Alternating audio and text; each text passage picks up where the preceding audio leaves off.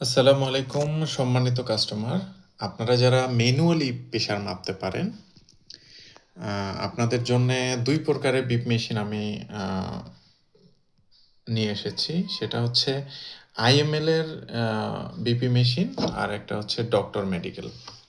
এই ২ প্রকারের বিপি মেশিনটা আমার কাছে প্রায় সেম মনে হচ্ছে। তেমন কোনো পার্থক্য আমি আ দেখতে পাচ্ছি না। এটা হচ্ছে ডক্টর মেডিকেলের। এটার স্টেথোস্কোপটা মোটামুটি একটু কালো টাইপের এবং বেলিসটাও বেশ চমৎকার, সুন্দর।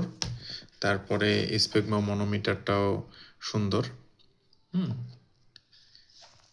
তারপরে এই হচ্ছে স্টেথোস্কোপটার প্যাকেটটা।